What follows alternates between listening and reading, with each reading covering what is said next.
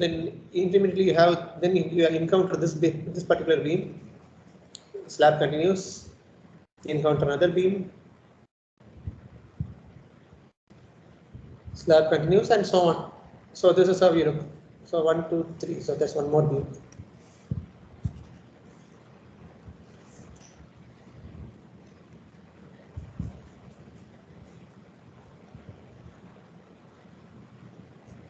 Okay, I've drawn it a bit inclined. Sorry for that, but so this is how it will probably look when you see its arrangement. Okay, the cross section. So basically, I've given that this is 4 meters, the center to center of the beams. Okay, and the other direction is I'm not. This is the cross section. So the other direction, it proceeds up to 9 meters and so 4 meters. Yeah. So in that direction, it proceeds. Up to 9 meters length. Okay, in this direction. So I have not particularly shown that. So this is the arrangement that you see over here. So now you have two components to this. You have beams, you have slabs. So whenever you given a system like this, you have to design both. You have to design a slab, you have to design the beam as well. So we'll see how beam design you have already seen. Okay, you have already seen the beam design. And for beam design itself, you have two options. You can either choose to design this as a rectangular beam, okay, ignoring the contribution of the slab, or if you're able to justify it and if you feel that it's going to be more economical, you may choose to design this as a T-beam also. Okay, so you have this option.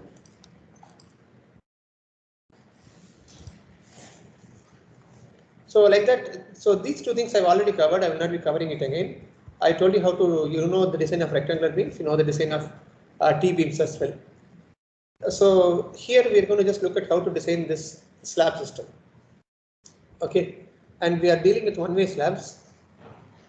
And what is the condition for a one-way slab? How do you say whether a slab is one-way or two-way?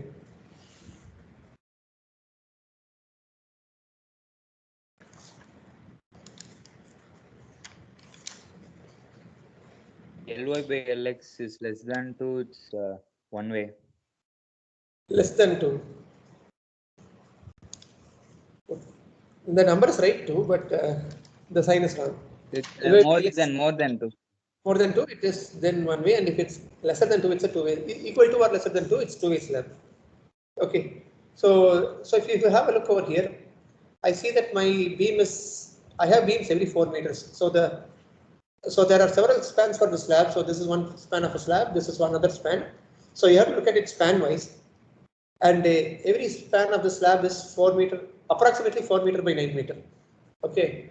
So approximately my Ly by Lx is nothing but 9 by 4, which I know is, of course, the effective and all. If I reduce, this will change a bit, but definitely know that it's going to be greater than 2.0. Therefore, that it is one way. Okay, it is a one-way slab. Another thing is this slab it's not a simply supported slab. And you see over here, this is a continuous slab system.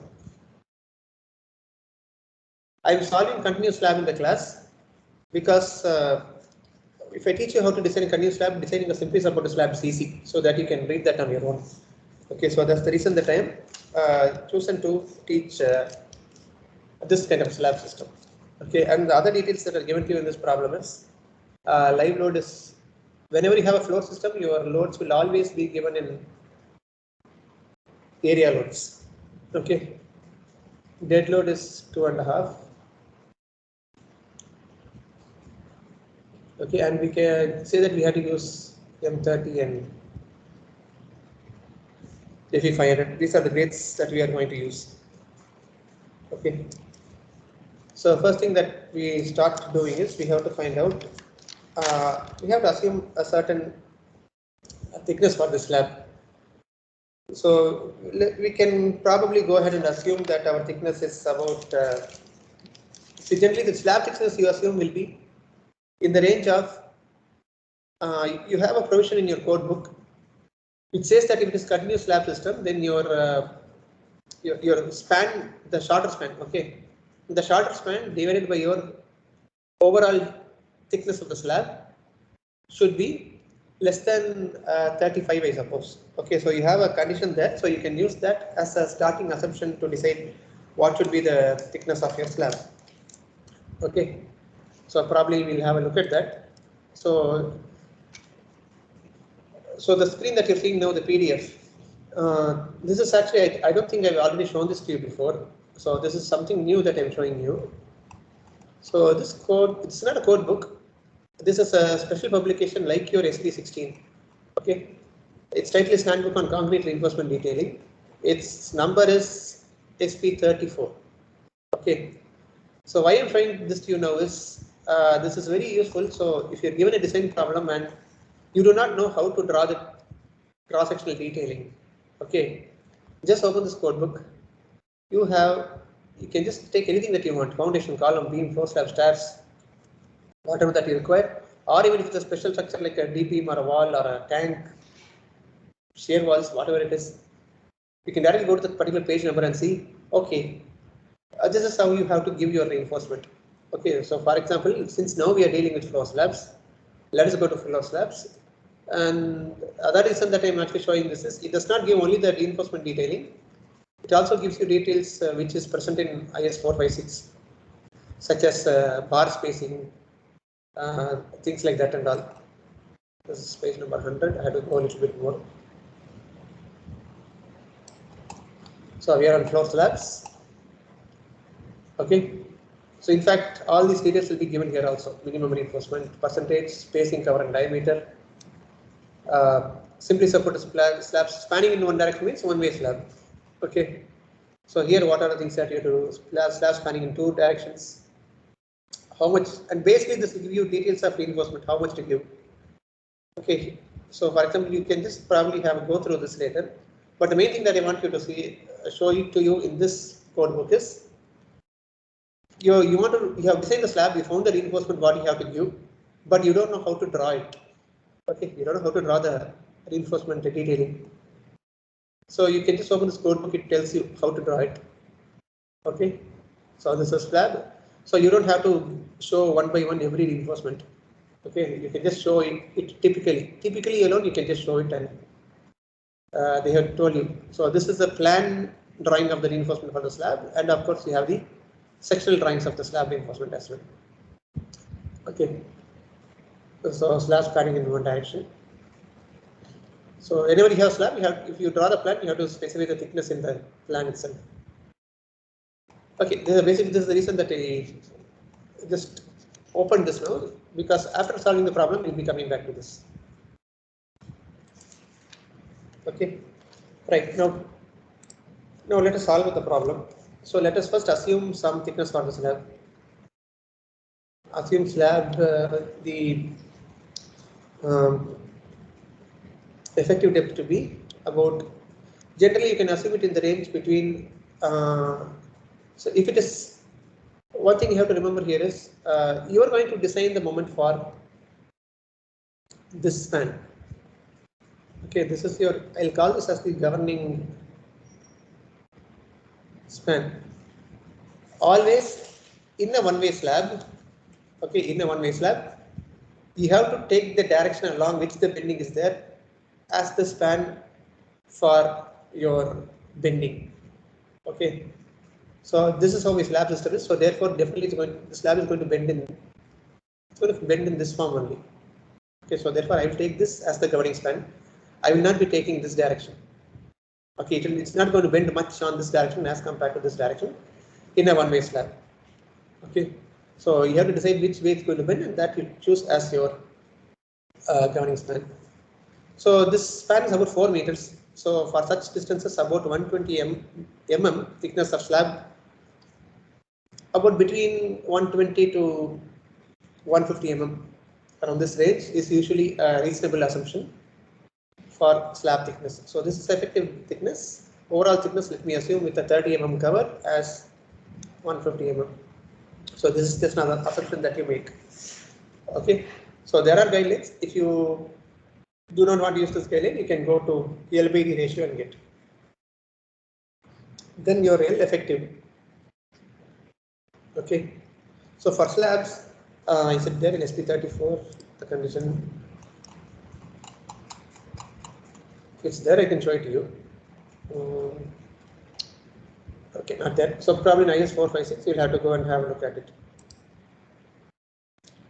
So basically, it's minimum of your overall depth, say overall length plus D, or overall length plus the breadth. Okay, so meaning it's the minimum of your L naught is 4 meters. Okay, it's 4 meters plus D is, I have assumed it as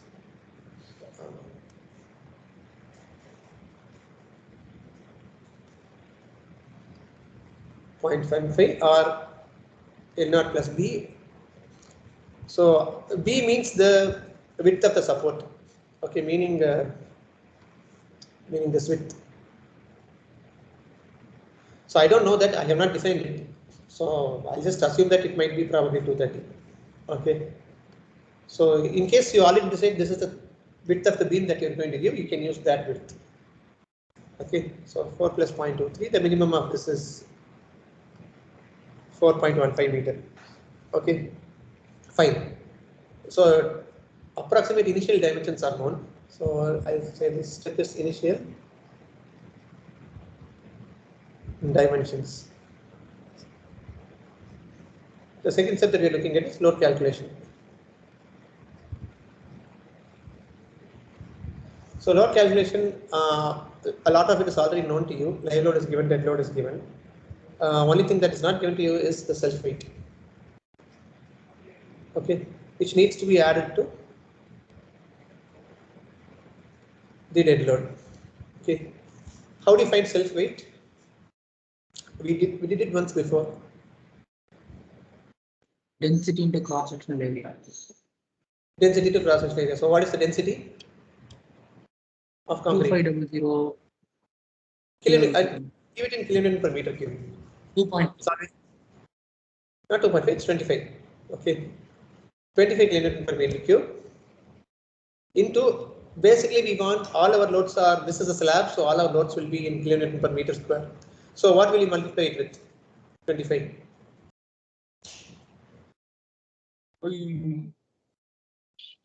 How much? 4 cross 0.15. 4 cross. Why 4 cross 0.25? No, it's 0.15, so it's like the cross section. So yeah, the depth of the slab. How much thickness of concrete you have? Okay, so 4 into 0.15. This is, you can find this out. Dead load is, I think it was given as 5 kilonewton per meter square. Live load was given as 2.5 kilonewton per meter square. So is that like 25 into 4 into 0.15? No, it's 25 kilonewton per meter cube. This is meters. Okay. So multiplying this, you'll get kilonewton per meter square. So basically, this is your slab.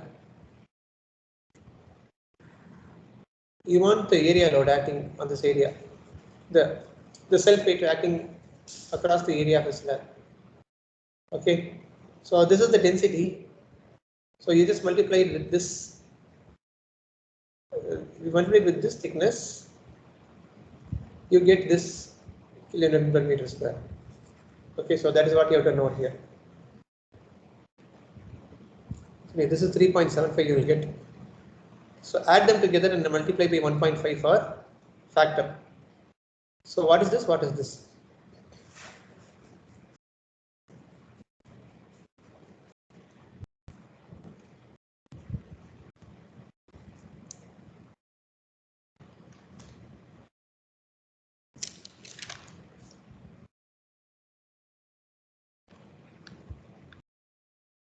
Actually, no. Actually, leave it. Don't do this. Just keep it separately. Don't add them. Add only this and this. 11.25.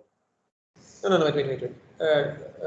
Sorry, okay, that total was 11.25, fine, okay. Let me just keep it.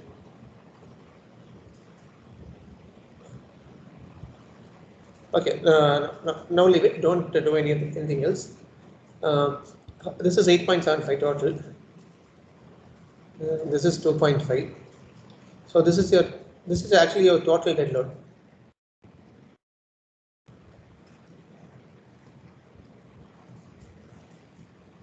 Now multiply this by 1.5 and multiply this by 1.5.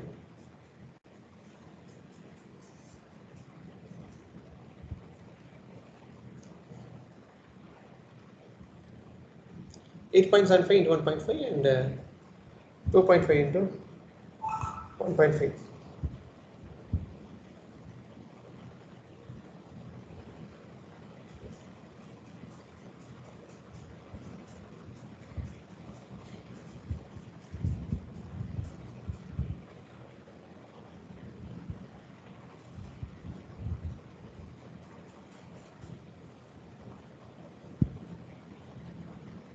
$13.125, 3.75.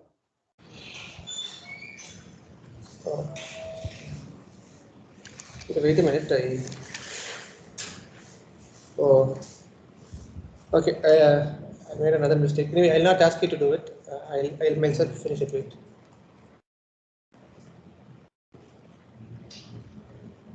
Just copy it out. Copy it down. Don't worry about resolving the whole thing.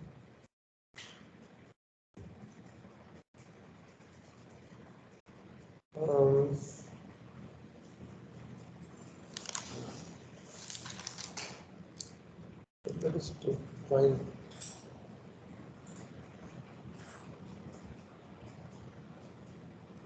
What is shown here?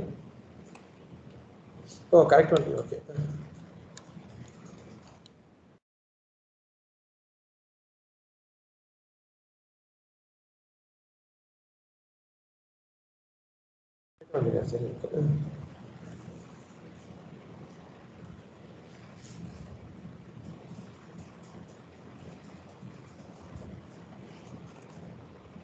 Oh, I have reversed. Live load is 5 and dead load is. Oh, I have reversed it. I'm seeing something is wrong. Okay.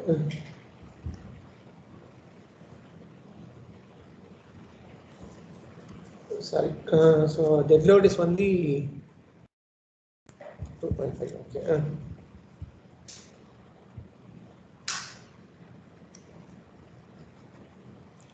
I don't think anybody carried out this calculation. Did they?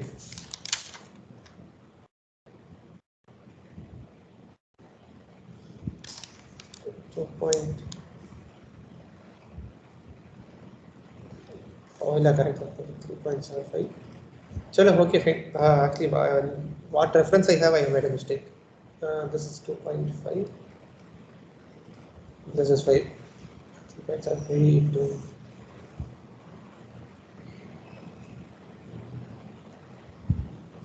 Okay, so this is 3.75 to 6.25. This is 5. And I'll have calculator with me also so that things don't get confused.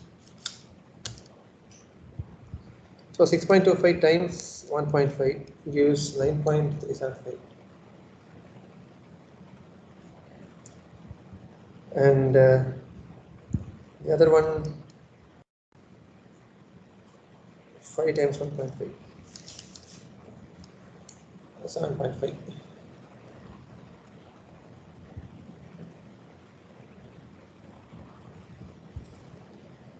Okay, fine. So anyway, sorry for this confusion. Now let's come back and we'll go to the moment calculation.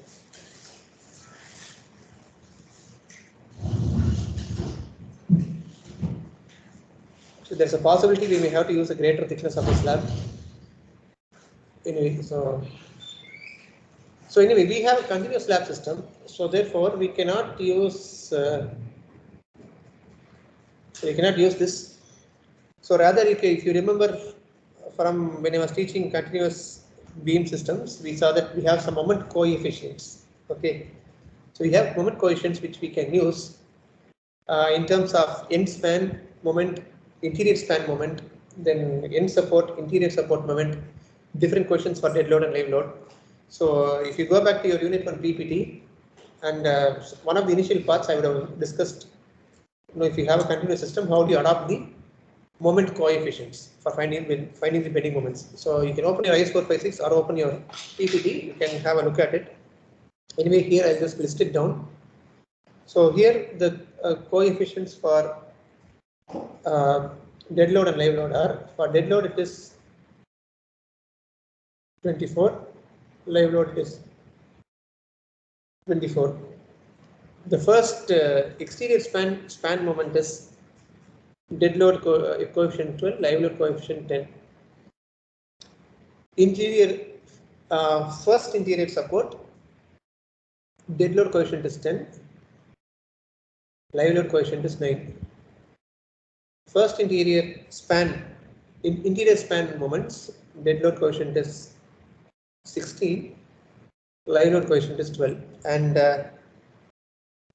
other interior support moments, so any support after this point will have the same moments, which is given by 12 for this thing and 9 for live load, and any span after the span will have the same coefficients as this. Okay, so it will just till the end, and once you go to the other end, then again you'll have these moments, moment coefficients when you go to the other end of the slab. Okay, so why I have shown this, how to use these coefficients. So what we say is using the coefficients, using the moment coefficients. You can find one by one. Let's start with the support moments.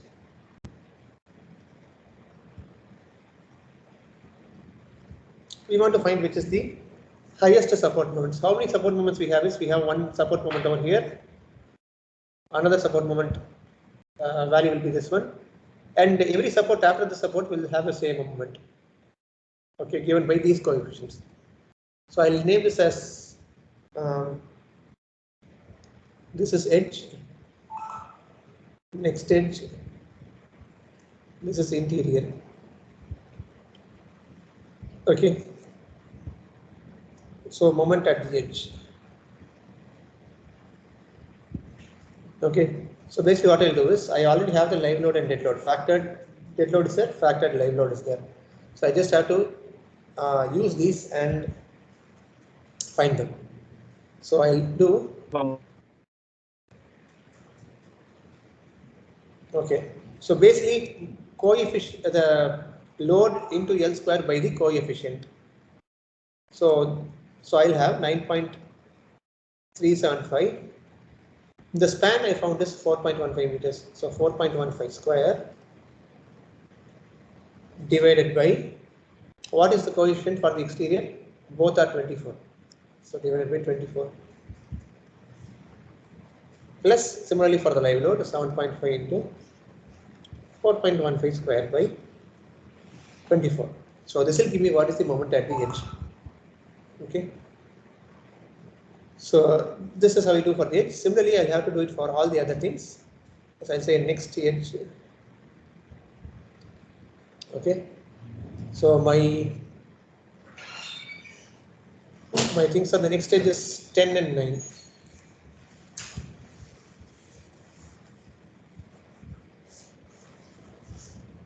Or 9.375 by 10 plus 7.5 by 9 to 4.15 square.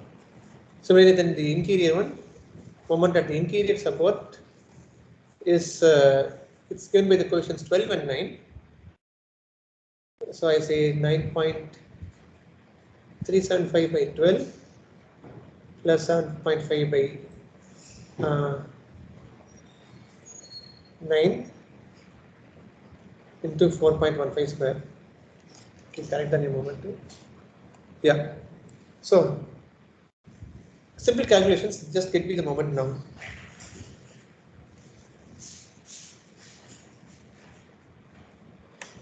Seems this problem will extend till tomorrow. Okay. What are the moments? Edge, next edge, and interior.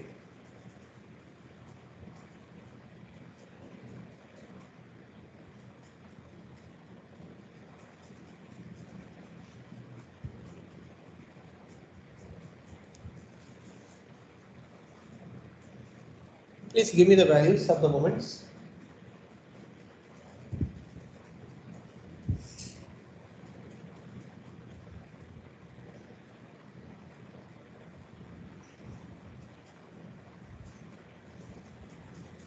It's 12.109. 10 pointer. 12.109. 12.1. Okay. Kilonewton. Always the unit in a slab will be kilonewton meter. Everything becomes per meter in a slab. Okay, the next one. 13. 30.5. Kilonewton meter per meter. Okay. Then 27.8. okay. So we have 3 different values of moments, and so among this, one of them will be high. But anyway, this is not the only moments we have. We also have to look at the span moments. So you have 2 different values for span moments, one for the exterior spans and one for the interior spans. So 12 and 10, 16 and 12. Those are the coefficients. So then we also find span moments. So let me say exterior span. Okay, EXTS 12 and 10. Okay, so 9.375 plus 7.5 by 10 into 4.15 square. And then the interior span is what is the coefficient? 16 and 12.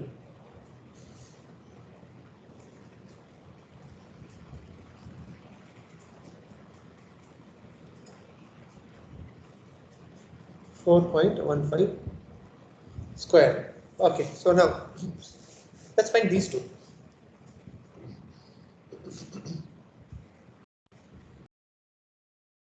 $26.37. 26.37 is 4. Okay, kilonewton per meter. Then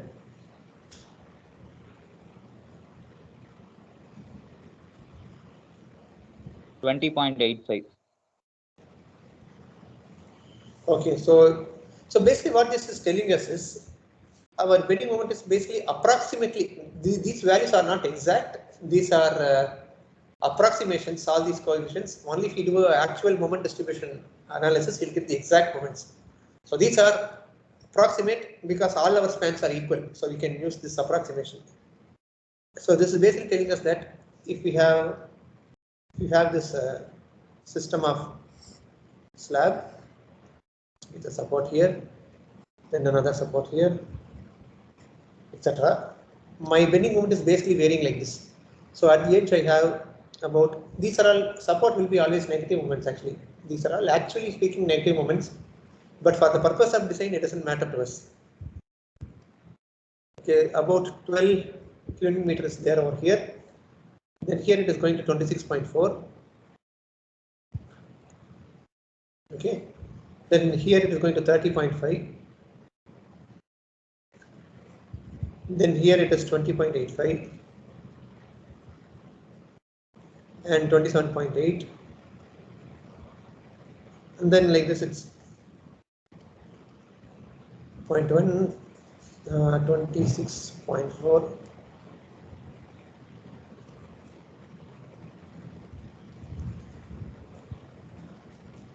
So basically this is telling me that approximately the BMD of my beam is like this. Okay, that is the meaning of these values. Anyway, now for the purpose of design, one thing you should know is my slab thickness design depends on the moment which I am designing for, and all these regions have different moments. But practically speaking, just because the moments are different in different spans, it is impractical, it is inconvenient, and it is not very feasible thing to give different thickness for this portion different thickness for this portion and different thickness for this portion. It cannot be given like that. Whenever you have slab system, irrespective of what the moment is in different spans, the slab thickness has to be the same throughout. Okay, or at least for a major region, the slab thickness has to be the same. And beyond that, if you want another big region, you can give a different thickness. So therefore, since we cannot simply keep changing the thickness at each and every point, we choose which moment is maximum magnitude moment. So among all of this, which one is having the maximum magnitude among all these moments? 30.5. This is the one with the maximum magnitude. Usually itself, the support moments only will have the maximum magnitude. So your question is then, why should we calculate span moments? Anyway, this is only going to be the maximum span support moment. Why should we calculate span moment? So the answer for that is, for the thickness, you will have to adopt the whatever is the biggest magnitude moment that you have. But when you come to reinforcement, when calculating the reinforcement, for the support you can give a different reinforcement depending on what the support moment is, and for the spans you will give a different reinforcement depending on what the span moment is. So how do I mean that is, support moment will always be given, support reinforcement will always be given at the top, span reinforcement will be always be given at the bottom, because negative moment and positive moment. So this is the reason that still these things are useful and will have to be calculated for reinforcement purpose. Anyway, now first thing is we have to check depth sufficiency.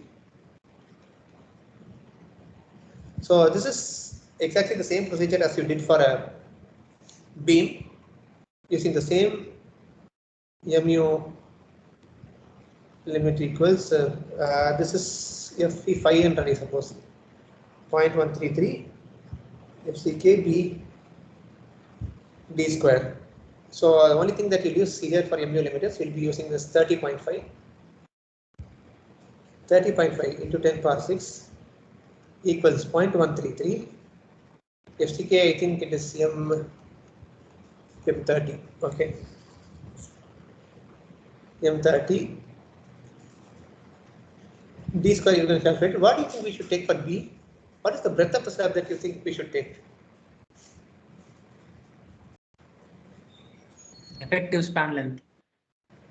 8.54. No, see, remember I told you, if you have a slab, okay, you have a slab supported here and here. This is going to bend like this. The slab is going to bend like this. Okay, we take always a unit width.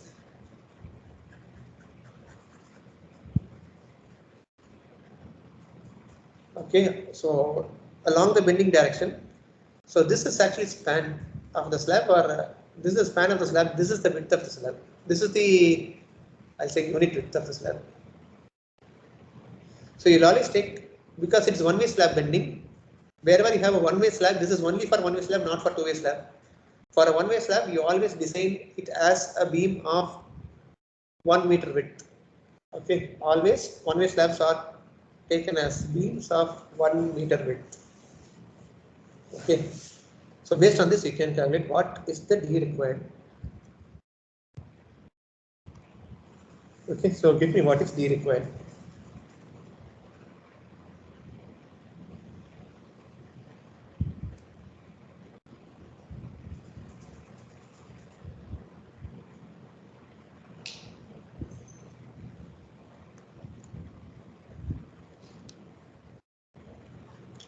Calculate that. Meanwhile, let me just see whether it is 32 or 40. That will be easily good.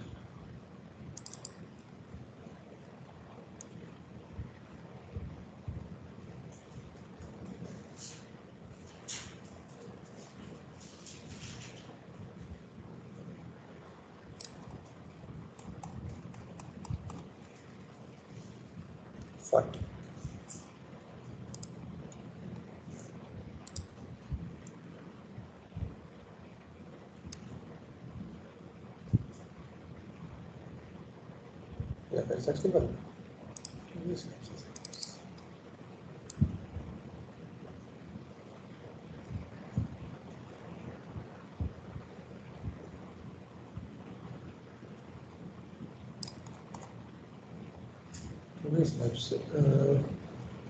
So this is the same as beams, I suppose.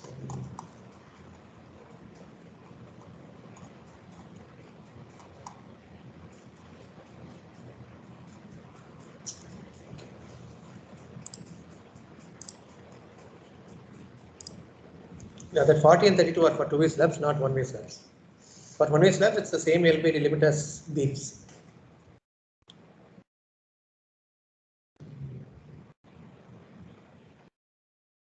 $87.43 mm.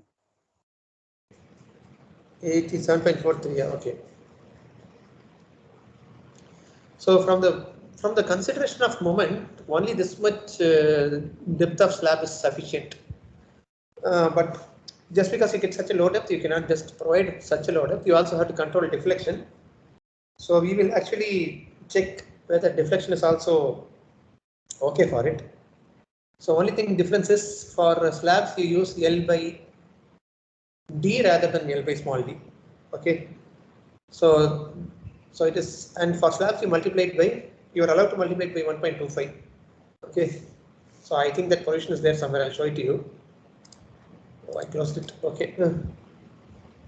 So this LBD limit is nothing but 20, which is the basic limit. Sun beams, 20, 26, 7, those three numbers for simply supported, continuous, and cantilever beam. So the same 20. And for slabs, you can just blindly use a modification factor of 1.25. You can just blindly use that thing, because the reason for this is, in general, the PT percentage in slabs will be something like, okay, we have not found PT yet, but in the end, when you actually when you finish finding it, it will be something around this range. Okay, it will not be it will be small number, 0.4, 0.6, like that. So usually for such small numbers, you can just blindly adopt a modification factor of 1.25. Okay, I hope you remember this modification factor and all. I think one of the beam problems, I think doubly reinforced beam or something, there we had used those charts saying that tension reinforcement modification, then compression reinforcement, one modification used. So the same thing. So if you don't remember it, please go back to your doubly reinforced problem and recollect it. What was done? So L by D into 21.25. This is about 21.25, 25. 25. Yeah. So D will be nothing but 4150 by 25. So this comes about 166 mm. The overall thickness of the slab. So let's provide overall depth 170 mm, because you cannot provide 166. So we'll provide 170 mm. Of course, there will be some small difference to this, because when we calculated the self weight, we had assumed 150 mm as the thickness, but now we decided to give it 170. So there will be a small change in your self weight. Okay, you will, in fact, what was 3.75 will now become 4.25. So there will be a small change in value. A very minor change in the moment will come, and because of that, probably instead of 87.43 mm, you may get 95 mm required or something for the moment. But anyway, you're giving 170 mm, so you don't need to once again find the self weight and recheck it. No need to do that, because this is only a 20 mm change. It's okay. If you make 150 mm slab as 300 mm slab or 250 mm slab, then you have to once again check. But for such small changes which you make, it's okay. You don't have to recheck it. So this means the effective depth will be about 170, and let us assume that we are going to use moderate exposure, okay, and then minus, let's assume 12 mm bars, so 12 by 2. This gives me an effective depth of about 134 mm. Okay, so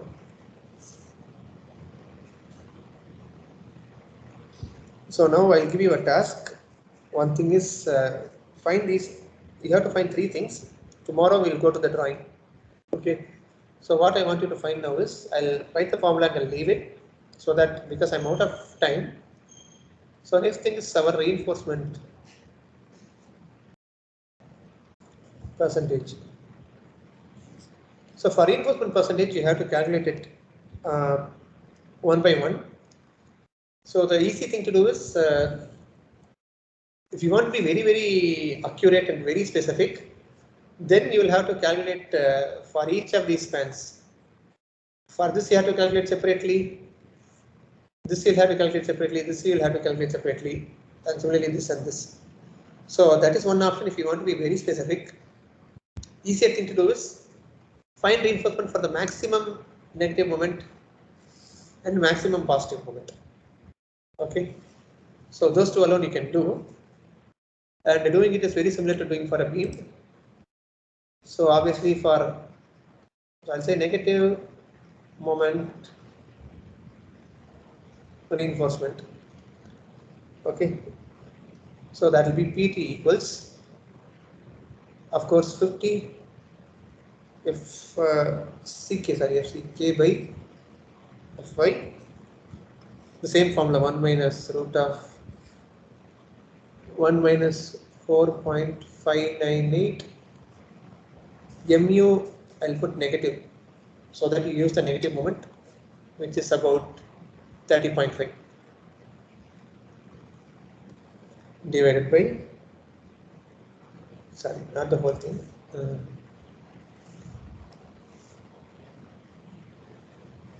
FCK B D square D should be this 134 which we just found. So get this reinforcement. Similarly for positive moment, same thing except you use the maximum positive moment, 50 FCK by Fy, 1 minus root of 1 minus 4.598 positive moment.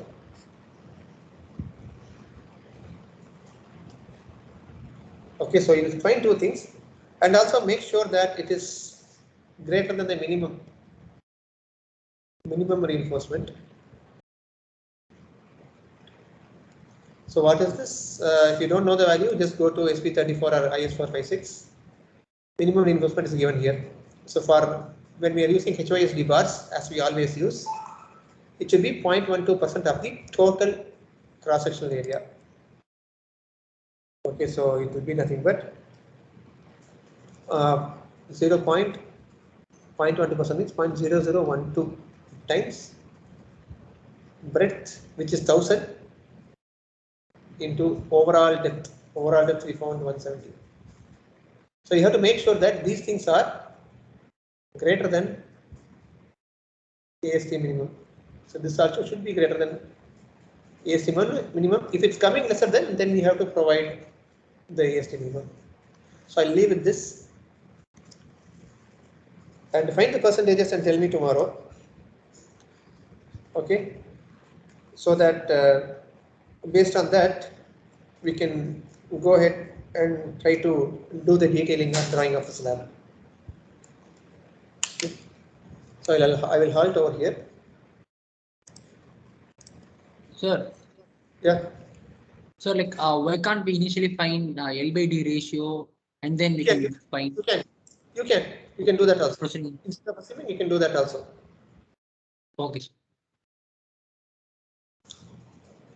See, it's design. Design means you have flexibility. You can, as long as you don't violate very important principles, you can make any. You can adopt small changes to the procedure as you feel, as you are more. As in the way that you prefer. Okay, it's not wrong to do LBD at the first itself and decide the effective depth. You can do that as well. Some people will feel that instead of doing LBD ratio, they'll have something in their mind like thumb rules. Okay, if it is within 4 meters, let me give this much thickness. If it is between 4 meters to 6 meters, let me give this much thickness. So like that, thumb rules can also be used to decide what you want to provide for the initial dimensioning and all. So it's up to you. You can use whichever method that you want.